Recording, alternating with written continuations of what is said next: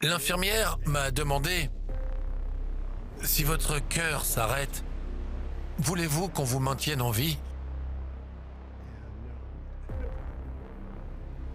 J'ai répondu oui. Le 12 octobre 2020, Richard Magnusson, 72 ans, annonça à sa femme Pam qu'il allait se reposer dans leur chambre à coucher.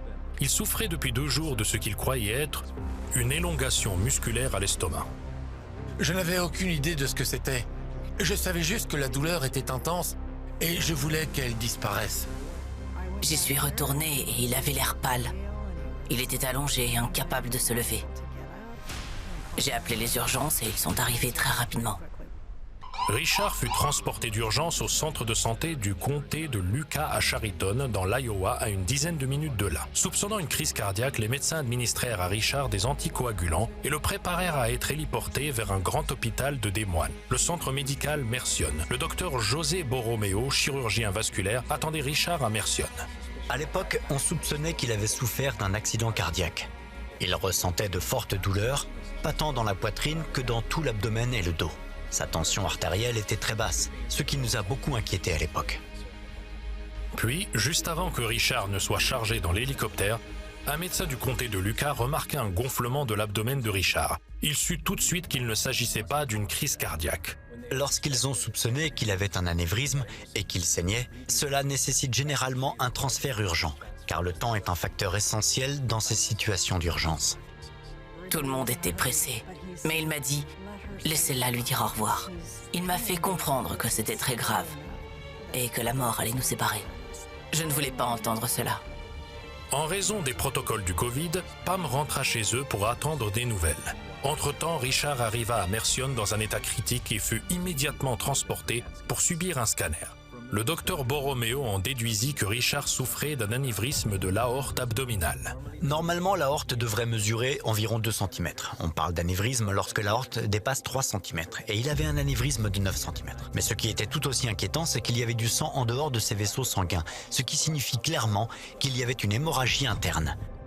C'est pourquoi il était absolument essentiel de s'occuper de lui tout de suite. Alors qu'il préparait Richard pour l'opération, le docteur Borromeo appela Pam. En règle générale, 50% des personnes n'arrivent même pas jusqu'à l'hôpital. Le taux de mortalité reste tout aussi élevé même si l'on parvient à se rendre à l'hôpital et à se faire opérer. Dans le cas d'une rupture d'anévrisme, le taux de mortalité peut atteindre 80%. Il s'agit donc clairement d'un problème très dangereux et mortel. J'avais le cœur brisé à ce moment-là. J'ai demandé si je pouvais prier rapidement pour lui. Il m'a laissé faire et j'ai simplement prié « Seigneur, guide ses mains, montre-lui la bonne chose à faire ». C'est à peu près tout.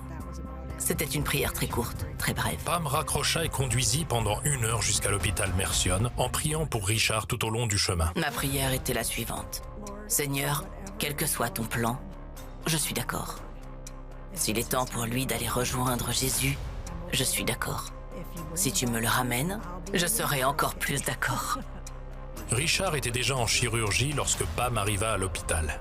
Nous l'avons ouvert et avons remplacé la paroi fragile par un greffon synthétique. Il souffrait de ce que nous appelons un anévrisme inflammatoire, ce qui est relativement rare. Je dirais qu'environ 10% des cas ont de l'inflammation autour, et ce que cela signifie, c'est que tout est coincé. Cela signifie qu'en plus d'avoir une grosse masse de vaisseaux sanguins, tout ce qui se trouve autour est bloqué, et cela inclut parfois les structures situées derrière, comme l'intestin. Lorsque j'ai essayé de contrôler son hémorragie, j'ai dû aller au point le plus haut au-dessus de son anévrisme et il était coincé là-haut. Il y avait donc une petite déchirure dans son intestin que j'ai réparée une fois que j'ai eu le contrôle de l'hémorragie. Entre-temps, Pam trouva une pièce tranquille pour être seule avec ses pensées et Dieu. Je me sentais très seule. Toutes sortes de pensées me traversaient l'esprit. « Seigneur, je m'en remets encore à toi. Mais s'il peut me revenir, ce serait génial. » Vers minuit, après 6 heures de chirurgie, le docteur Borromeo fit le point avec Pam. Il s'en est très bien sorti. Richard a eu beaucoup de chance, parce qu'il a défié les probabilités. J'ai sauté de mon siège et j'ai dit « Loué soit le Seigneur !» J'étais si heureuse, j'étais tellement heureuse, parce que Dieu avait répondu à ma prière comme je le voulais vraiment. Je voulais qu'il me revienne. 11 jours plus tard, Richard put rentrer chez lui. J'étais très reconnaissant. Chaque fois que quelqu'un venait me dire que j'avais de la chance, je remerciais Dieu. Nous étions très, très reconnaissants. Encore maintenant, je continue de remercier Jésus. Il y a tant de choses pour lesquelles je suis très reconnaissante. Oui, il était là. Il nous a aidés à traverser cette épreuve. Richard et Pam sont tous deux convaincus que c'est uniquement grâce à l'amour de Dieu que Richard est en vie et en bonne santé aujourd'hui. Tout ce que Dieu fait continue à renforcer ma croyance, ma foi et ma dépendance à l'égard de notre Seigneur. Oui, il a un plan. Apparemment, il n'en avait pas encore fini avec mon mari. Nous louons Dieu pour cela. Je ne sais pas ce qu'il a prévu pour moi, mais je sais que ce n'était pas mon heure. Appuyez-vous sur Dieu, faites-lui confiance et sachez qu'il est là.